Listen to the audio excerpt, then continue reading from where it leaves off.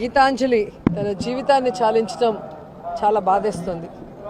కేవలం ఇన్నోసెంట్గా తనకొచ్చిన ఇంటి పట్టాని సంతోషంగా మీడియాకి చూపించి ఆనందంగా మాట్లాడటమే ఆవిడ చేసిన తప్ప అని నేను అడుగుతున్నా.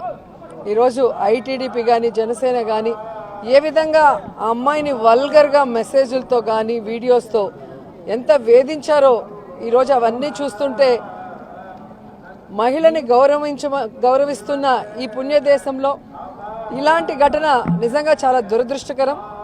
ఎవరైతే ఈ కార్యక్రమం చేసి ఆ అమ్మాయి చావుకు కారణమయ్యారో వారందరికీ పనిష్మెంట్ ఇవ్వాలని భగవంతుడిని మనస్ఫూర్తిగా కోరుకున్నా. అలాగే గీతాంజలి ఆత్మకి శాంతి కలగాలని మనస్ఫూర్తిగా కోరుకుంటూ నిజంగా ఈరోజు ఇద్దరు ఆడబిడ్డలు తల్లి లేని బిడ్డలుగా మిగిలిపోవటం దురదృష్టకరం. ఇప్పటికైనా బుద్ధి తెచ్చుకొని ఈ ఐటీడీపీ కానీ జనసేన కానీ వారి హద్దుల్లో వారు ఉంటే బాగుంటుంది. మహిళలు అంటే చులకనగా మాట్లాడటం, వల్గర్గా మెసేజ్లు పెట్టడం, చివరికి మనిషి ప్రాణాలు తీసుకునే స్థాయికి వాళ్ళని హ్యూమిలేట్ చేయడం కరెక్ట్ కాదని కూడా ఈ సందర్భంగా తెలియజేస్తూ, సో మహిళలందరూ కూడా దీని మీద గట్టిగా స్పందించాలి, ఒక నిర్ణయం కూడా తీసుకోవాలి. రాబోయే ఈ ఎన్నికల్లో మహిళల్ని చులకనగా చూసే, మహిళల్ని కేర్లెస్గా చూసే, మహిళల జీవితాల్ని నాశనం చేసే ఆ తెలుగుదేశం జనసేనని తరిమి కొట్టాలని కూడా కోరుకుంటున్నా.